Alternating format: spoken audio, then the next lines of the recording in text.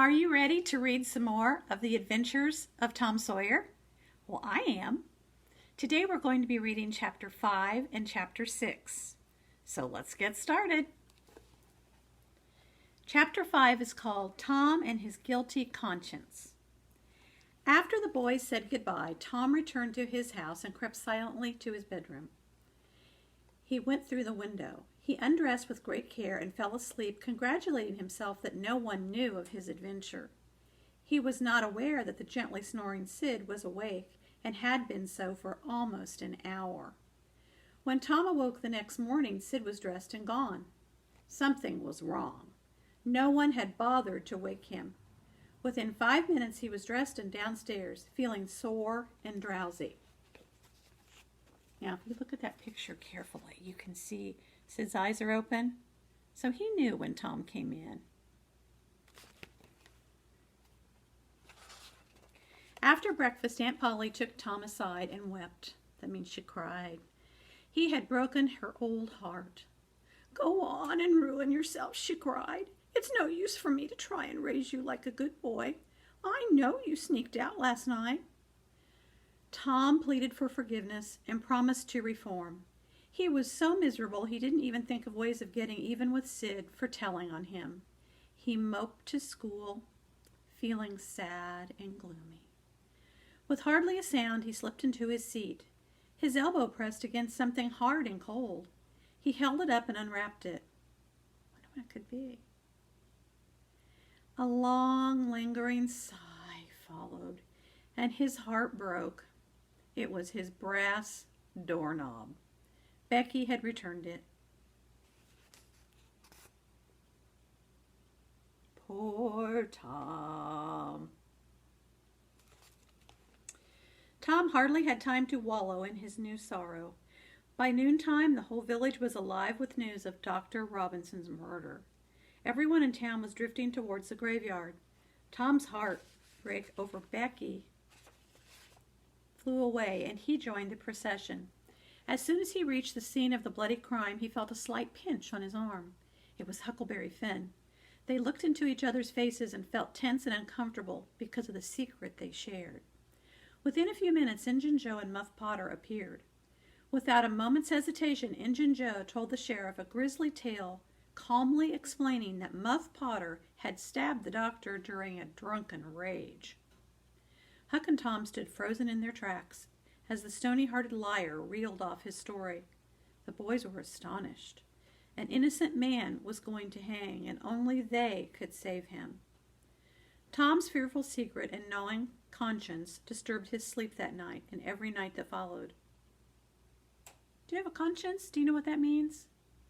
Our conscience is that little thing that's kind of built inside of us that tells us the difference between doing something that's right and something that's wrong.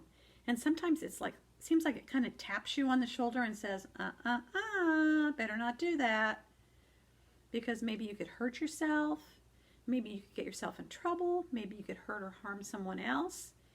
And so it's a good thing if you have a conscience to keep you from sometimes doing things that you know you shouldn't. And Tom definitely has a conscience because he knows if they keep quiet about what happened in the graveyard, Muff Potter is going to be punished for something he didn't do. Tom's fearful secret and gnawing conscience disturbed his sleep that night. After several nights of Tom's moaning and tossing, Sid complained to Aunt Polly. She questioned Tom, but all he said was, "It's nothing, nothing at all." But Sid, who seemed just a bit too concerned, had to say, "But you talk so much, Tom. Last night in your sleep you kept screaming something about blood and telling somebody something." This made Aunt Polly think that Tom was only having nightmares about the murder, just like other people in the town were. Although Tom nodded his head in agreement, Sid suspected that something much more dramatic was really bothering Tom. Every day or two during this time, Tom went to the little jail window, and he smuggled small gifts to Muff Potter. He gave him cigars and bits of fruit and food, silently as he passed them to the prisoner. Muff thanked Tom and figured Tom was just being nice to him for all the times that they had gone fishing together. But to Tom, these offerings were the only way he had of easing his guilty conscience.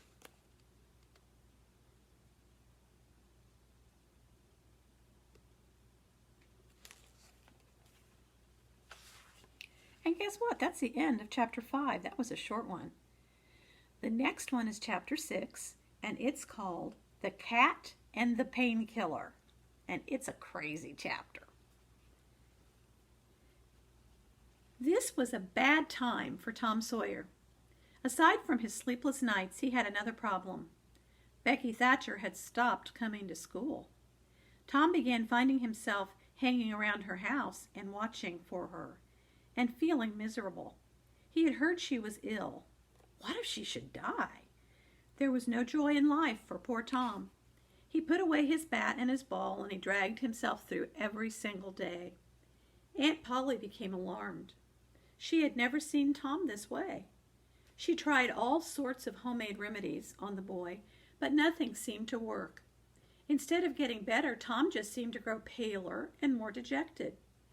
What bothered Aunt Polly more than anything was Tom's total indifference to all her usual remedies. Ordinarily, he would put up an incredible fuss when he had to swallow medicine, or take hot oatmeal baths, or suffer under hot compresses. Then Aunt Polly heard of something called painkiller, a medicine she saw advertised in a magazine. When it arrived, she tested it. Ugh, it was horrible. But at least if Tom complained, he would show some spark of his old self again. She gave him a teaspoonful and watched for the result. Her fears were instantly put to rest, for Tom showed an unusual interest in the medicine.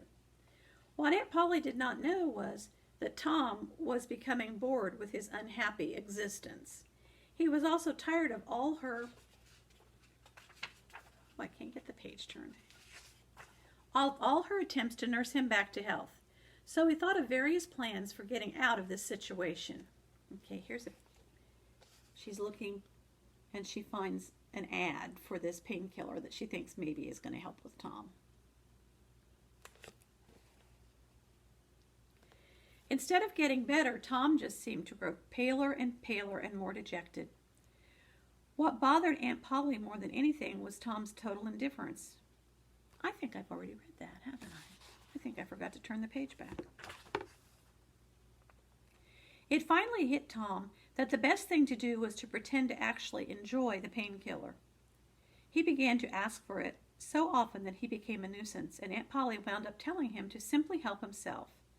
Little did she suspect that Tom was pouring the liquid into a crack in the floor in the parlor when nobody was looking.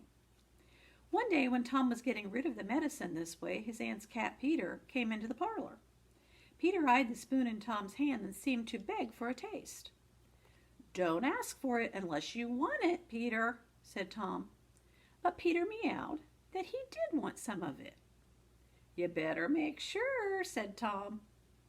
Peter was sure. So Tom pried open the cat's mouth and poured down the painkiller. See, putting some of it in the cat's mouth there. Poor Peter. Peter sprang a couple of yards into the air and let out a war whoop. And then he set off around the room, banging against the furniture, upsetting flower pots, and making a mess of the entire house. Aunt Polly entered the room and stared in amazement as Peter did a few double somersaults and sailed through the open window, carrying with him the rest of the flower pots. Tom lay on the floor laughing so hard he was crying. But he finally did manage to tell his aunt what had made the cat act so crazy. The old woman's face broke into a big smile. She had to admit that it was a cruel thing for the boy to have done. But at least it was a sign that Tom had his old lively spirit back again, and she couldn't be mad at him. And here's the cat going out the window.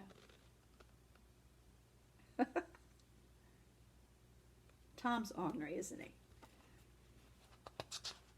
And that, my friends, is the end of chapter 6. So this was a short read today. The next time we'll read chapter 7 and chapter 8.